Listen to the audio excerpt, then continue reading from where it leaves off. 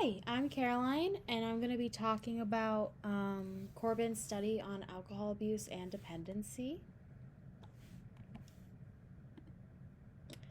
So, what is alcohol use disorder? This is a chronic disease that is distinguished by uncontrollable drinking and an obsession with alcohol. It's an inability, to manage drinking due to a physical and psychological dependence on alcohol. So there is a difference between alcohol abuse and alcohol dependence. The difference is that when someone is dependent on alcohol, there is a physical urge to drink and they don't care about the consequences. Alcohol abuse, on the other hand, is immoderate drinking even when there is no urge or craving to drink. So you're just doing it just because you want to.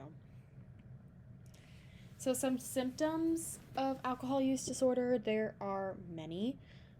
Um, there is usually a strong need to drink or use alcohol. There are problems managing their drinking, continuing to use alcohol even when it creates problems or issues, and they have withdrawal symptoms when they don't drink or they try to stop drinking. Symptoms can include but are not limited to aggression, self destructive or compulsive behavior, anxiety, fear, delirium, craving, and more. So, treatments can vary from person to person. Some may need medical detoxification, which is a whole medical procedure, while others may need medication and different kinds of therapy. There are many kinds of therapy for alcoholics. Or people who have this disorder. Self-care is also an option, like abstinence from drinking. So I thought that was pretty interesting. So the study was conducted at Yale in New Haven in 2008, and their main objective was to see, and I quote, the impact of subjective alcohol responses on within session drinking behavior. So session drinking behavior would be when they were told to drink during the time that they were doing the study.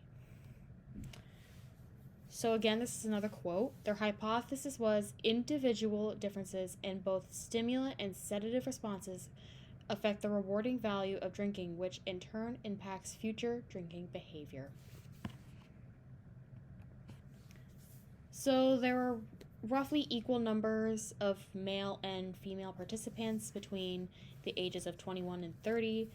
They were mostly college kids.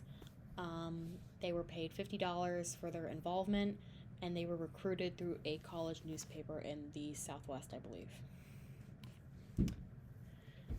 So they were put into groups of 2 to 4, and they met on weekday evenings. They were given 10 minutes to drink either 80 proof vodka or they had a placebo, which was tonic water, decarbonated, by the way, cherry 7-Up, and lime juice. After the drink had enough time to absorb, they were given tasks to complete while intoxicated. And once the effects of the alcohol were worn off, they were paid their money and they were provided transportation to go home. One of the tasks included actually describing how they felt about their body while they were drunk. And I think they were given 5 minutes to do that, and results were very interesting to look at. So there were many procedures and measures in place, including a manipulation check to test the credibility of the placebo, a biphasic alcohol effects scale to assess experiences of alcohol stimulation and sedation. They profiled their mood states to assess the changes in mood throughout the study, and they had follow-back interviews to see how they were doing afterwards. So the first dose of alcohol increased experiences in stimulation and sedation. However, the stimulation effects were rated more positively. Stimulation effects predicted more consumption for alcohol, while the sedation effects did not. So this is the final quote.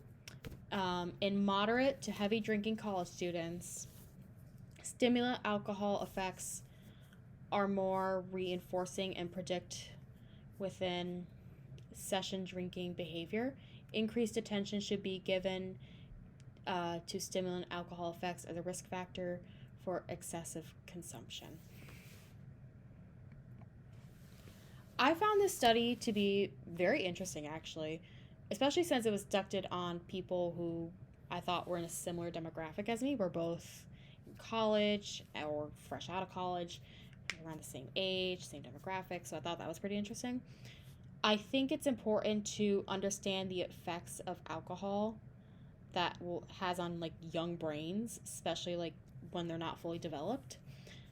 And I feel like the public should have a better understanding of this. I think more resources need to be put into like drinking at a college age, because a lot of people, particularly me, didn't really know much about drinking, especially if you were raised in a very sheltered house like mine. You were just told drinking's bad, but you were never told exactly why. So I think it's important to understand the effects that it has on your brain and throughout your whole body. And this is my works cited. I hope you enjoyed my presentation, and I look forward to seeing everyone else's.